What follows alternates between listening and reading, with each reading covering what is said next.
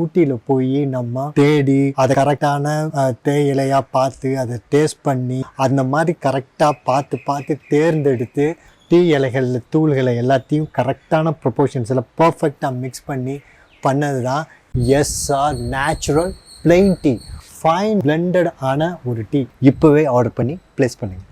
இந்த மாதிரி fried rice நீங்கள் பண்ணி கொடுங்க, உங்கள் குழந்தைங்க வேண்டான்னு சொல்லாமல் லஞ்ச் பாக்ஸ் எடுத்துகிட்டு போவாங்க. என் அன்பு வணக்கம்.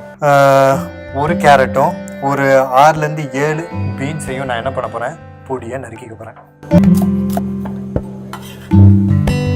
கொஞ்சமாக கேபேஜும் யூஸ் பண்ணிக்கிறேன்.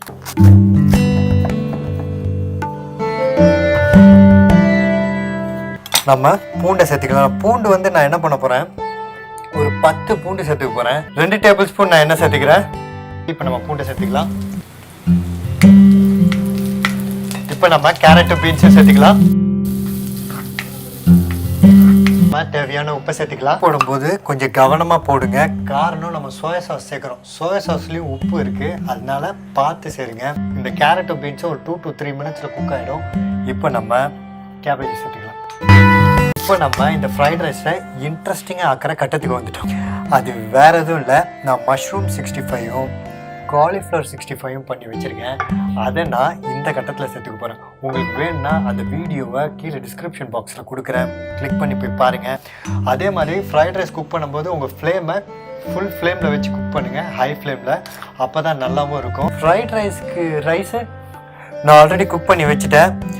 1/2 மணி நேரம் பாசுமதி ரைஸை ஊற வச்சுட்டு கொதிக்கிற தண்ணியில் உப்பு கொஞ்சம் ஜாஸ்தியாக போட்டு கொஞ்சம் எண்ணெயும் ஊற்றி ரைஸை ஒரு 4லேருந்து 4.5 நிமிஷம் வடித்து எடுத்துட்டா பர்ஃபெக்டாக இருக்கும்.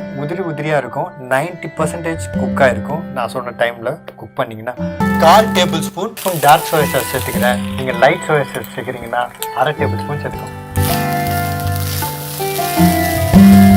இப்போ நம்ம சில்லி சாஸை கொஞ்சமாக ஒரு டீஸ்பூனுக்கு தான் நான் சேர்க்க போகிறேன்.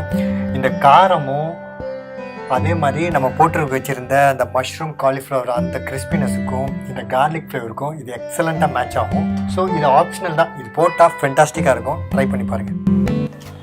இப்போ நம்ம மிளகு சேர்த்துக்கலாம். இப்போ நம்ம ஸ்ப்ரிங் ஆனியனை கட் பண்ணி சேர்த்துக்கலாம். அதோட கொஞ்சமாக அதில் இருக்க வெங்காயத்தையும் கட் பண்ணி சேர்த்துக்கலாம். நம்ம சேனலில் வந்து ரெசிபி ஏதாவது ட்ரை பண்ணி ஃபோட்டோ எடுத்து வச்சுருக்கீங்களா? அப்போ என்கிட்ட அனுப்பிச்சி விடுங்க.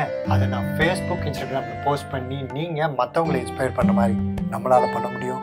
அதெல்லாம் அனுப்ப வேண்டிய வாட்ஸ்அப் நம்பர் 9940302830.